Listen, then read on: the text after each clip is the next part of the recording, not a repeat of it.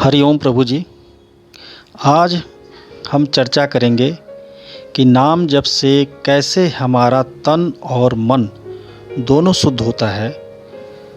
तन और मन शुद्ध होने के बाद कैसे हमें सहज ही नाम जप के प्रभाव से सिद्धि प्राप्त हो जाती है।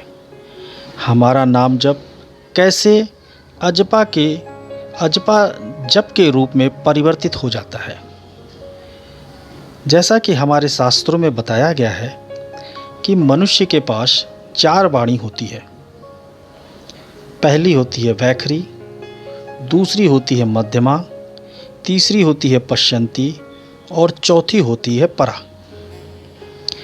वैखरी वाणी का स्थान हमारे मुख से गले के मध्य में होता है और इसी वाणी के माध्यम से हम लोक व्यवहार का काम लेते हैं, अर्थात इसी वाणी के माध्यम से हम आपस में बातचीत करते हैं।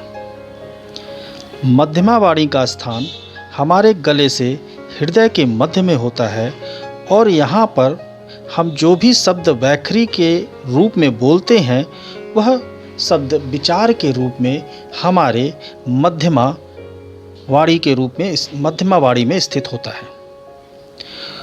तीसरी जो पश्यंती वाणी का स्थान है वो हमारे हृदय से नाभि के बीच में होता है और यहाँ पर शब्द स्पंदन के रूप में स्थित होता है।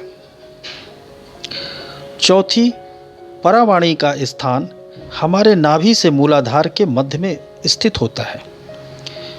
जब भी हम कोई शब्द वैखरी वाणी के द्वारा बोलते हैं तो उस शब्द को बनने की क्रिया हमारे मूलाधार स्थित चक्र से प्रारंभ होती है।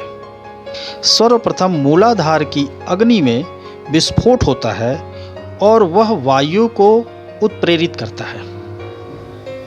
फिर वह वायु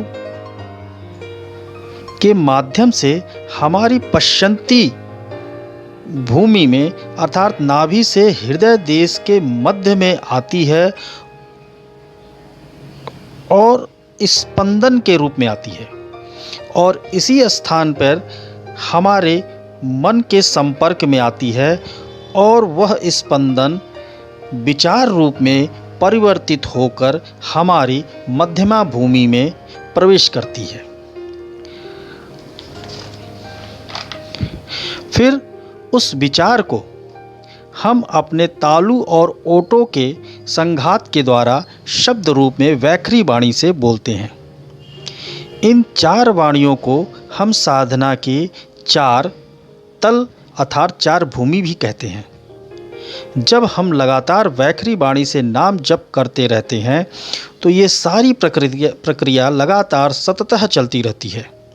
इस तरह बार बार वैखरी वाणी के संघात से जैसे ही हम मध्यमा वाणी में प्रवेश करते हैं तो जो भी नाम हम जपते हैं वह स्वतः ही मध्यमा वाणी से अपने आप होने लगता है।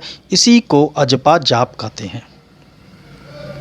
अजपा जाप शुरू होते ही साधक को आनंद की अनुभूति होने लगती है और उसके अंदर प्रेम की भावना उत्पन्न होने लगती है। सबसे प्रेम की भावना उत्पन्न होने लगती है और जैसे ही नाम जप मध्यमा से पश्यंती भूमि में प्रवेश करता है तो हमें हर तरफ अपने इष्ट का दर्शन होने लगता है। किसी भी साधक को अपने इष्ट का दर्शन उसकी पश्यंती भूमि में ही होता है। अतः किसी भी साधक का अपने इष्ट का दर्शन करने के लिए पश्यंती भूमि तक पहुंचना अनिवार्य होता है। इस तल पर पहुंचा साधक किसी भी मंत्र को जप करेगा तो उसका प्रभाव तत्काल प्रकट होता है। यह वाणी जब पश्यंती से उतरकर परा में पहुंचती है तो साधक सिद्ध हो जाता है और वह जो भी बोलता है वह सत्य होता है।